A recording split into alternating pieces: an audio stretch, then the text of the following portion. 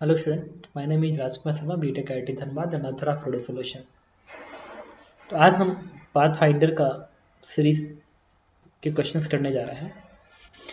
इलेक्ट्रोस्टैट्स में 1 से 10 तक मैंने कर रखा है, जो कि आपको मेरे यूट्यूब के प्लेलिस्ट में आपको मिल जाएगा। प्लेलिस्ट सेक्शन में आप वहाँ से आप क्वेश्चन देख सकते हैं। साथ में पूरी फिजिक्स अगर स्टडी करना चाहते हैं तो भी आप मेरे यूट्यूब सेक्शन से देख सकते हैं। थर्ड, आप सब्सक्राइब जरूर करिएगा ताकि मैं आपको रेगुलर अपडेट देता रहूँ अच्छे क्वेश्चनों का भी, और जेई मेंस जेई एडवांस में जो भी चेंज आएंगे या जो भी काउंसलिंग्स होंगी एक एक चीज़ के विषय में आपको बताता रहूँगा। देखिए, क्वेश्चन नंबर 11 में कह रहा है कि in the figure a line of electric field created by the 2 point charge q1 and q2 is shown. If it is known that q1 bar 1 microcoulomb, the charge q2 is close to. अगर q1 1 माइक्रोकुलॉम्ब का है तो q2 किसके बराबर होगा? तो हम लोग क्या करेंगे, ये इलेक्ट्रिक फील्ड लाइंस का डायरेक्शन है, ये इलेक्ट्रिक फील्ड लाइंस के डायरेक्शन है, पाथ बना हुआ, इलेक्ट्रिक फील्ड लाइंस बना हुआ है। तो इलेक्ट्रिक फील्ड किसी भी,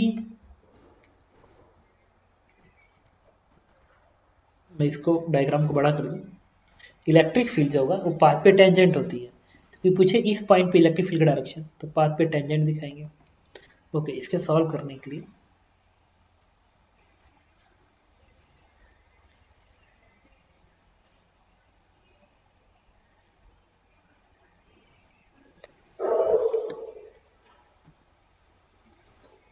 देखिए, इसको सॉल्व करके मैंने क्या किया कि इस पॉइंट पे इलेक्ट्रिक फील्ड क्या होगा, टेंजेंट होगा, टेंजेंट होगा, ऐसे होगा इलेक्ट्रिक फील्ड, इधर हो या इधर हो बट टेंजेंट होगा।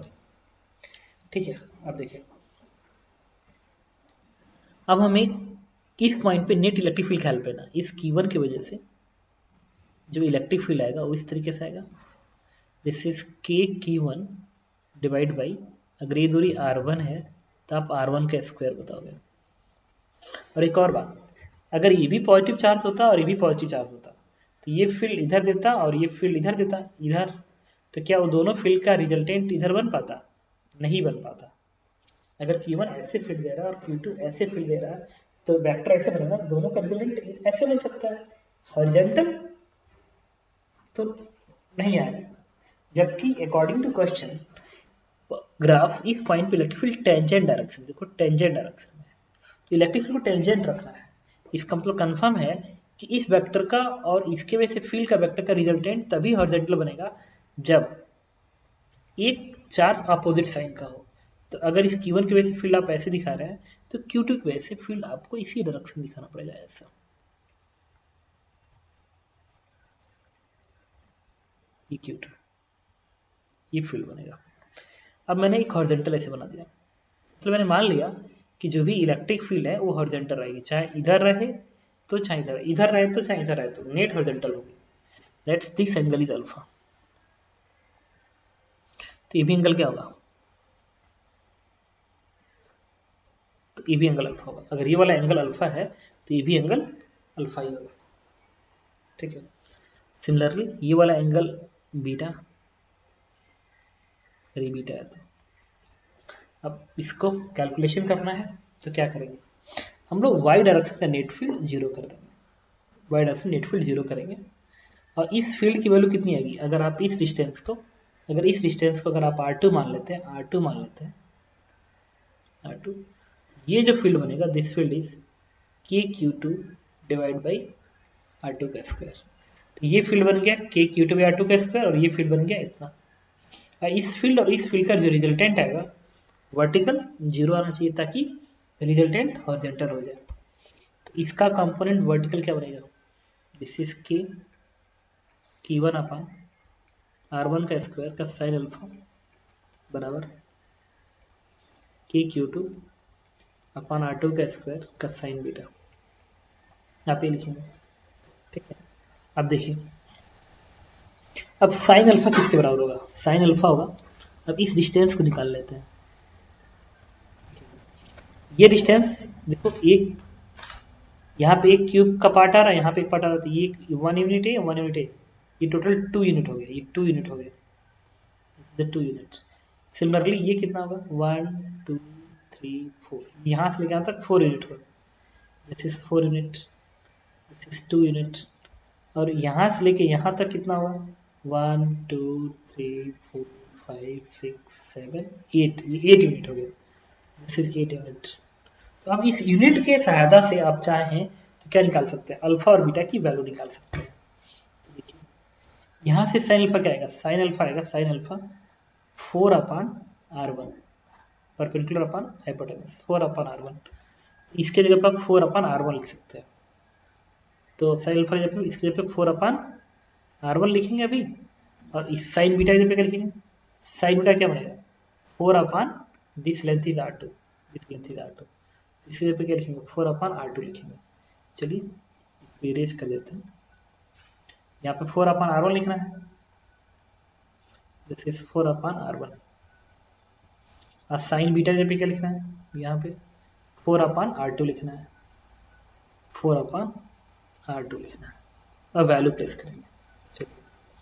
क्वेश्चन में Q2 निकालना और Q1 1 माइक्रोकुलम दिया गया है, Q1 की वैल्यू 1 माइक्रोकुलम है, अगर इसका भेज दीजिए तो Q1 इज 1 माइक्रोकुलम, तो यहाँ पे 1 रख दीजिए, K से K कैंसिल आउट हो जाएगा, तो 1 आप R1 किसके बराबर होगा, देखो ये 4 का स्क्वायर और 2 का स्क्वायर का अंडर रूट जो आता है √20 आता है, R1 इज √20 यूनिट चलेगा, और R2 ये 8 स्क्वायर है और ये 4 स्क्वायर है, 4 का स्क्वायर प्लस 8 के स्क्वायर का अंडर रूट R2 बनेगा, जो कि √80 बनेगा, √80। तो R1 की जगह पे क्या लिखेंगे, √20, और R2 की जगह पे √80, स्क्वायरिंग करेंगे तो यहाँ से क्या बनेगा, 20 × 4 डिवाइड बाई √20 बराबर Q2 निकालना है और R2 है √80, तो 80 बनेगा 4/√80, ये बनेगा 4 से 4 कैंसिल आउट हो जाएगा, और 20 से ये कट के 4 में बदल देगा, ठीक है, और ये √20 से ये √80 कट के 2 में बदल देगा, तो Q2 की वैल्यू हो जाएगी 8 microcoulomb, but answer will be negative, answer is D part, ठीक है। इस तरीके से मैंने क्या किया, आपको कैलकुलेट करके बताया। अब ये जो क्वेश्चन है इसे देखिए, क्वेश्चन नंबर 12 क्या कह रहा है, क्वेश्चन नंबर 12 में कह रहा है कि a conducting cell of radius r has the charge q, electrostatic force between the two parts of the cell which are on the either side of the plane that is at a small r distance from the center of the cell, center of the cell। White board पर आते हैं, question number 12 में कह रहा है कि एक shell है, ऐसा बता दिया मैंने, और इस सेल पे एक प्लेन है, यहाँ पे एक प्लेन है ऐसा, और सेंटर से दूरी जो है इसकी स्मॉल आर है। अब पूरा टोटल चार्ज जो Q के बराबर है, पॉजिटिव चार्ज Q के बराबर है,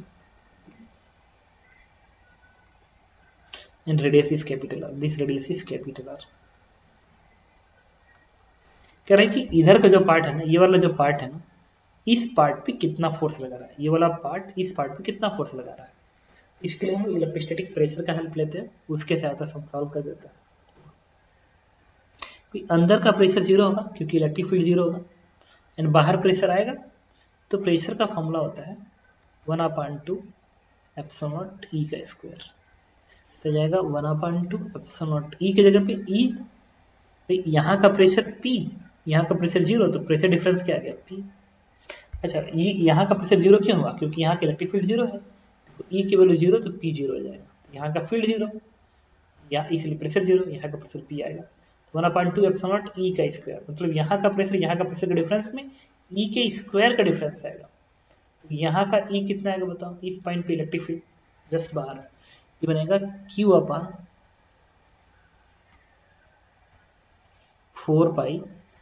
एप्सिलॉन इंटू आर स्क्वायर का होल स्क्वायर बनेगा, this is the pressure outside, inside 0 है, तो जब फोर्स लगेगा, फोर्स किसके बराबर होगा, pressure into projected area, pressure में इस एरिया से मल्टीप्लाई करेंगे, इस प्रोजेक्टेड एरिया से, इस प्रोजेक्टेड एरिया से मल्टीप्लाई करेंगे, तो सरफेस है, इस प्रेशर डिफरेंस निकाला, नेट प्रेशर आ गया, इस प्रोजेक्टेड एरिया से मल्टीप्लाई कर दिया, तो बनेगा Q का square divide by 32 pi square epsilon r square multiply by pi into are square, ये वाला प्रोजेक्टेड एरिया बनेगा, ये रेडियस क्या बनेगा, कैपिटल आर का स्क्वायर माइनस स्मॉल आर का स्क्वायर था, अंडर रूट करोगे तो ये रेडियस आएगा।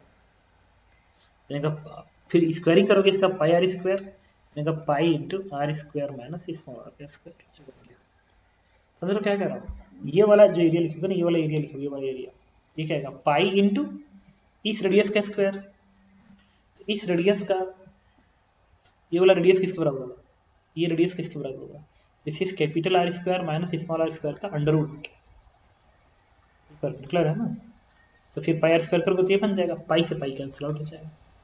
तो answer is Q square upon 32। R square common निकाल लो तो बनेगा Q square upon 32 pi epsilon not bracket में 1 minus R square upon capital are का square. This is our.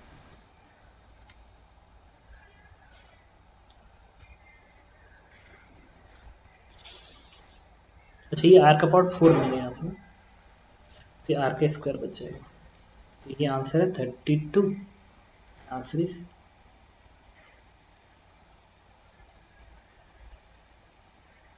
D part. इसके बाद अगला क्वेश्चन है, देखिए क्वेश्चन नंबर 13 कह रहा है